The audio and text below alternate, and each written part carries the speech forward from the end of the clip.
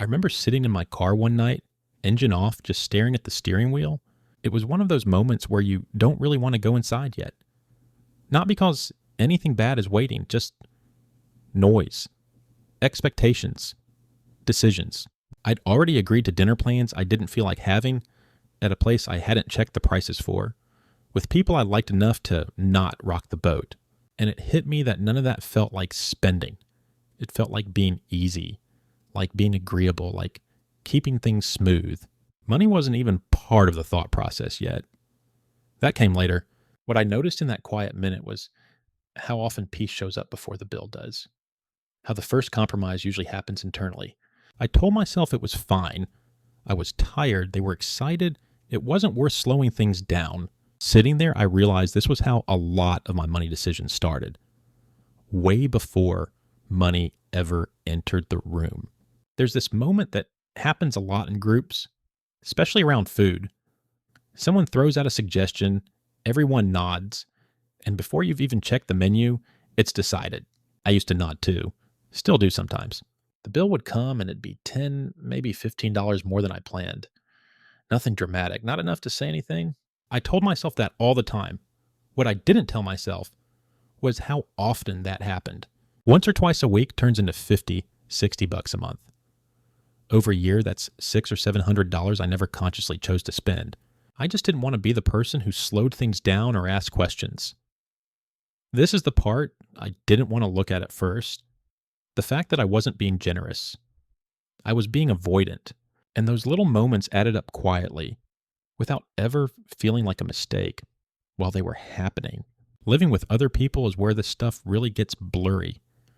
Rent is fixed, but everything around it feels negotiable without ever being discussed. Groceries, utilities, streaming accounts that somehow become communal by default. I noticed I was the one who filled gaps without mentioning them. I'd grab extra groceries, cover a bill that landed on the wrong day, keep subscriptions active because canceling them felt like creating friction. It didn't feel like generosity. It felt like maintenance, like tightening bolts so nothing rattled. I remember telling myself it was easier this way. And it was socially. Financially, it slowly pressed down on me. What made it heavy wasn't the money itself. It was pretending I didn't see it.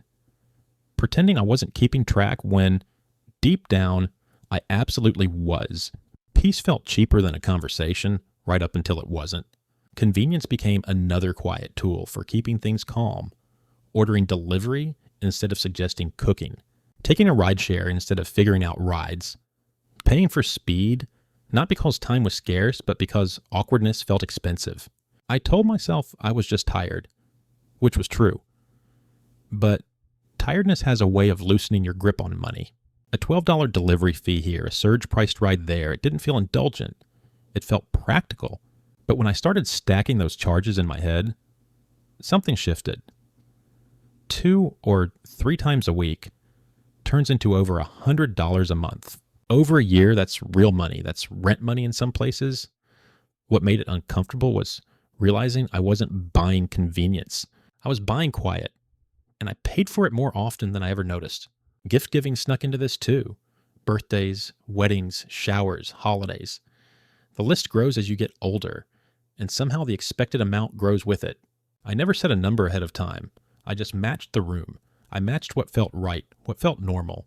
I told myself it was generosity, but there was always a knot in my stomach when the calendar filled up. A few $100s here, another there. One year I added it up out of curiosity and immediately wished I hadn't. It wasn't reckless, it was careful actually. Carefully aligned with expectations. What bothered me wasn't the giving. It was how little space I left myself to question it. Peace meant never asking whether it was okay. I just kept showing up with my wallet open and my thoughts closed. Work had its own version of this. Office lunches, birthday cakes, group coffees, things you're technically allowed to skip, but socially discouraged from skipping too often. I'd swipe my card without thinking because it felt like part of the job. $10 here, 20 there. By the end of the month, I'd wonder where the extra money went. I never tracked it because it didn't feel optional. Saying no felt like sending a signal I didn't want to send. Cheap. Difficult. Not a team player. What I didn't notice at first was how much of my paycheck was quietly allocated to maintaining that image. No one asked me to. I volunteered. That's what made it harder to blame anything other than my own silence. Family makes this even messier. Holidays, trips, traditions that don't come with price tags until they do. Flights, gifts, shared expenses that just assume participation. I've said yes to things knowing I'd figure out the money later. Sometimes that later came with a credit card balance that stuck around longer than the memory. I told myself it was love. And part of it was. But part of it was fear. Fear of disappointing people, of being the one who complicated things. No one ever asked if it was a stretch, and I never offered that information. What made it heavy wasn't regret. It was realizing how often love and financial stress shared the same space without ever being acknowledged. Subscriptions are small, but they're sneaky. I kept ones I barely used because canceling felt like an unnecessary hassle, or worse, an explanation. Why'd you cancel? Oh, I just wasn't using it. That conversation felt bigger than the $8 or $12 a month, so I paid instead. 5 unused subscriptions at $10 each is $50 a month, $600 a year. I remember finally seeing that number and feeling stupid, not because I couldn't afford it, but because I never chose it. Peacekeeping turned into autopilot, and autopilot doesn't ask questions. It just keeps flying until you look at the fuel gauge. Trips with friends were always framed as memories, not expenses. Split everything evenly. Keep it simple. I went along even when my budget wasn't aligned with the plan. Flights, hotels, dinners that ran long and expensive. I told myself future me would deal with it, and future me did, with interest. The memories were real. The stress afterward was too. What I didn't like admitting was that I never gave myself a chance to say, that might be a bit much. I skipped that part to keep the momentum going, and momentum is expensive when it isn't yours. I avoided money conversations like they were mood killers. Talking about money felt impolite, invasive, unnecessary. So I stayed quiet. I absorbed discomfort internally and projected ease outward. What I didn't realize was that silence isn't neutral. It doesn't freeze things. It redirects pressure inward. I'd feel it later, alone, looking at my bank account. The peace everyone else felt came at the cost of private stress, and no one could see it because I never showed it. That's what made it so effective and so draining. Upgrades became another quiet expectation. Better phones, premium plans, faster options. Once something becomes standard, opting out feels like falling behind. I didn't want to be the one buffering or missing features, so I upgraded without thinking. $5 more here, 10 there. It didn't hurt in the moment. But monthly upgrades add up fast. When I finally totaled them, it felt like discovering a leak that had been dripping for years. Not dramatic, just constant. Normal had moved, and I moved with it without asking where it was headed. Credit cards made all of this smoother. Too smooth. They let me delay the discomfort instead of preventing it. I told myself I'd pay it off soon. Sometimes I did, sometimes I didn't. Balances crept up quietly, just like the spending that caused them. I avoided looking too closely because I already knew what I'd see. That's the thing about keeping the peace. You often end up negotiating with yourself later, under worse terms. Social plans had their own gravity. Weekends filled themselves. Brunches, drinks, events that felt optional in theory, but mandatory in practice. I rarely checked in with my energy or my bank account before saying yes. I checked the vibe. I didn't want to be the odd one out. That fear had a price. And it showed up month after month, predictable and unnoticed. Being tired lowered my resistance to spending. When I was exhausted, everything felt worth paying for. Takeout, faster options, small comforts.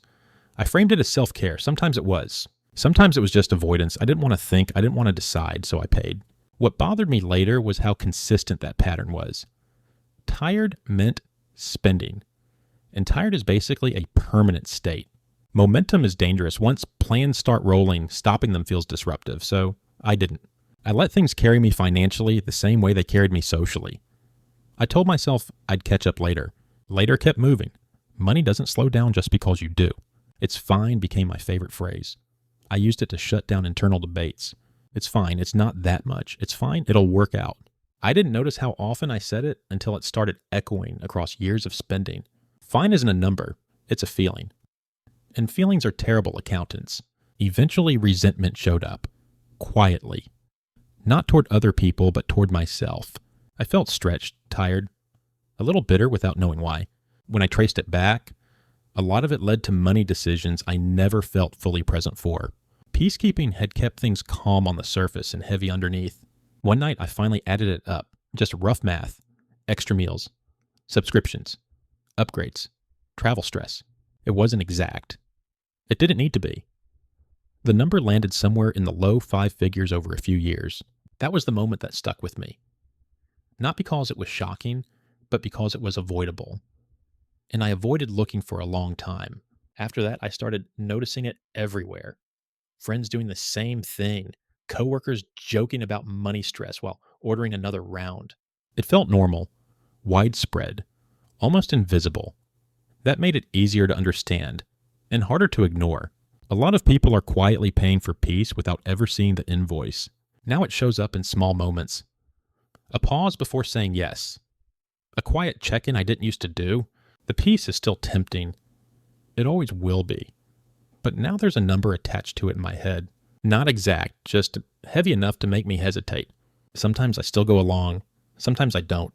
And sometimes I just sit there for a second longer, feeling the weight of a choice that used to pass right through me without stopping.